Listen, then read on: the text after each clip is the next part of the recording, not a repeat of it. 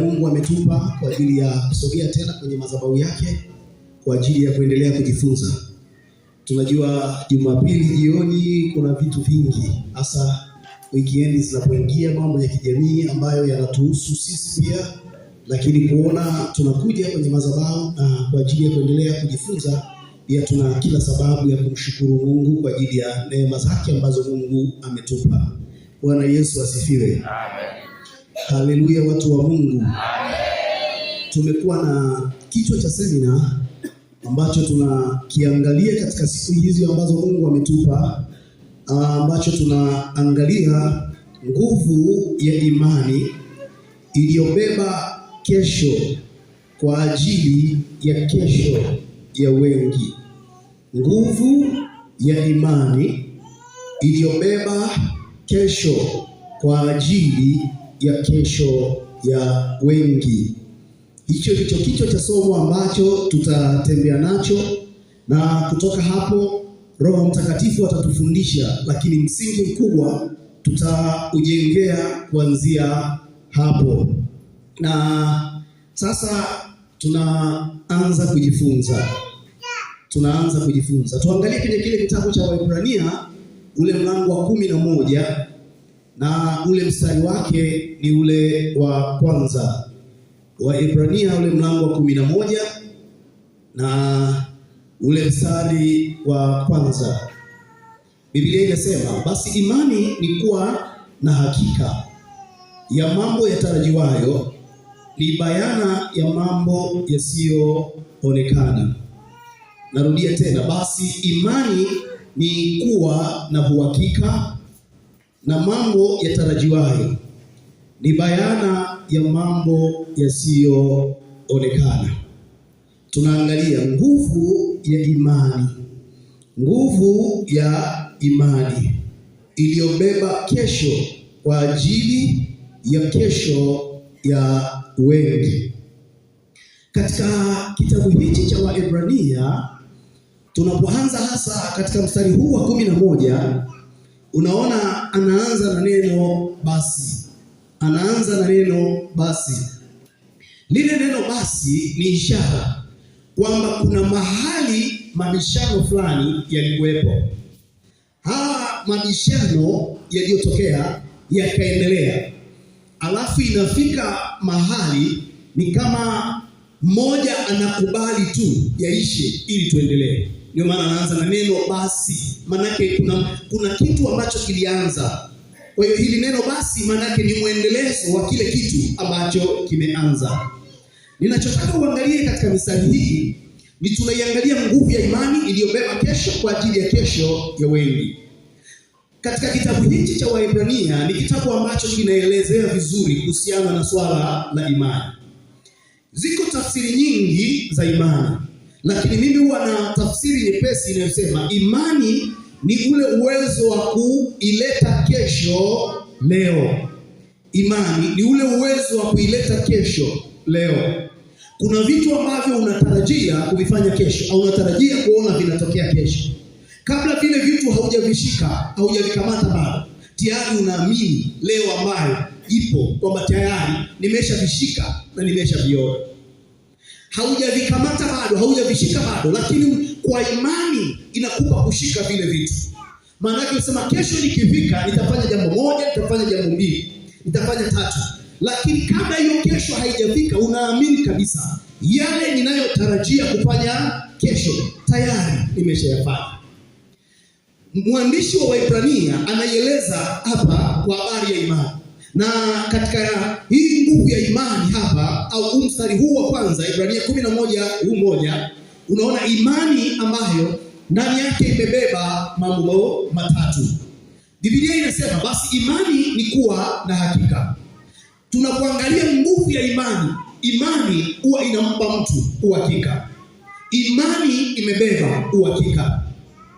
Kuna kitu mtu mwenye imani anaweza kuwa anakiona, alafu wale watu waliokuzunguka wakiangalia au kiwaambia wao wanaona haiwezekani. Lakini wewe kwa kuwa una imani unasema hii inawezekana. Kinachokupa uhakika ni nini? Ni aina ya imani ulionayo juu ya Yesu Kristo. Kwa hiyo mtu mwenye imani ndani yake ana uhakika. Kile anachokiomba hata kama akijatokea bado, lakini tayari anajua nimekishika. Kile ninachokiomba hata kama ni kikubwa, lakini kwa aina ya imani aliyokuwa nayo anajua tayari nimekipata, na hichi ni cha kwangu, na hichi ninakimiliki. Kwa hiyo imani huwa inampa mtu uhakika. Uhakika huo wa juu ya mambo yatarajiwayo, jambo la pili.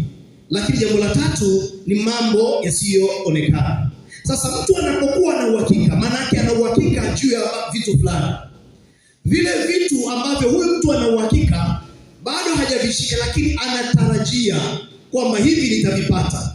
Kwa hiyo lile taraja linakuja kwa sababu imani inakupa uhakika. Ule uhakika unakupa kutarajia vitu ambavyo bado haunavyo, bado haujavishika, lakini kwa imani unaamini tayari nimeshavipata. Kwa imani unaamini tayari nimeshavishika. Ndio maana jambo la tatu anasema mambo yasiyoonekana. Kwa hiyo kuna uhakika, kuna tarajio au taraja, alafu tunatarajia nini? Mambo yasiyoonekana. Haya yote hayaonekani, lakini kwa kuwa tuna imani, imani inatupa sisi kuona. Kanisa la Mungu, Bwana Yesu asifiwe. Amen. Haleluya. Yaani mtu mwenye imani ni kama wakati mwingine watu wanaweza kukuona kama umechanganyikiwa vile, kwa sababu unaona vitu ambavyo watu hawavioni. Unaamini vitu ambavyo watu wanaona hivi haviwezekani, lakini kinachokupa uhakika ni imani. Na imani kwenye maisha ya Mkristo, imani kwenye maisha ya Mkristo, imani ni kibebeo cha muujiza. Imani ni kibebeo cha muujiza. Unajua, unapoenda kwenye madhabahu unatamani Mungu afanye. Ili Mungu afanye, cha kwanza ni imani yako kwa Mungu. Kuna watu wengi kwenye Biblia ambao waliponywa na wakawa wazima, sio kwa sababu walikuwa ni wacha Mungu sana, ni kwa sababu ya aina ya imani walioamua kuwa nayo kwa wakati ule juu ya Yesu Kristo, na Yesu akatenda. Na tutaona mifano ya watu kadhaa. Kwa hiyo unagundua kwamba imani ni kibebeo cha muujiza. Tunapokuwa na imani, imani inatupa kushika muujiza. Lakini jambo la pili, kama vile ambavyo gari pasipokuwa na injini haiwezi kwenda, vile vile mtu asipokuwa na imani maisha yake hayawezi kwenda. Imani ni kama injini kwenye maisha ya muamini, kwenye maisha ya Mkristo. Kinachotupa kwenda, kinachotupa kusogea, kinachotupa kufanikiwa ni aina ya imani tuliyokuwa nayo. Ndio maana tunapoanza mwaka huwa tunaandika mipango, huwa tunaweka maono.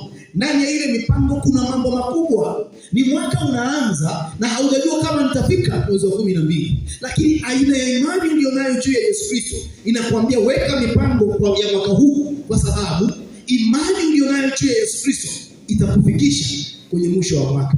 Kwa hiyo kinachotupa uhakika ni imani tulionayo juu ya Yesu Kristo. Kwa hiyo imani ni kibebeo cha muujiza. Imani ni kama injini kwenye maisha ya mtu. Tunahitaji imani ili kufanikiwa. Tunahitaji imani ili kusogea. Imani ikivurugwa, maisha ya mtu yamevurugwa.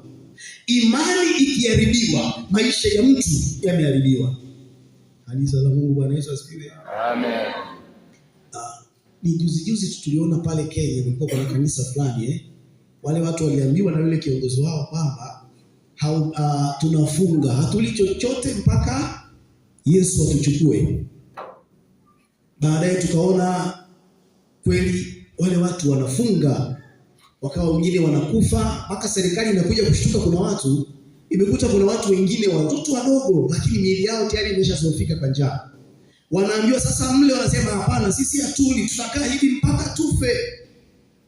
Maana wakiamini kwamba wakifa katika hali ile ndio wanaenda mbinguni moja kwa moja. Hasa ukiwaangalia wale watu unaweza kuwashangaa, lakini kabla kuwashangaa wale watu kuna kitu kinachoitwa imani ambayo walitengenezewa, ambayo waliambiwa kwamba mkiishi kwa mfumo huu maana yake mnaenda mbinguni moja kwa moja. Kanisa la Mungu, Bwana Yesu asifiwe. Amen. Mwaka 2000, tunapoingia mwaka 2000 tulisikia vitu vingi kama ndio mwisho wa dunia. Kuna wenzetu kule Uganda nao kiongozi wao akawaambia sasa, kwa sababu 2000 ndio mwisho wa dunia, inapoingia tu mwaka 2000 mtakaa kanisani, alafu tutawasha moto kanisani muungulie huku. Na yule bwana aliwasha moto na wale watu walikufa. Hakuna kitu kibaya kama imani. Imani ikivurugwa, maisha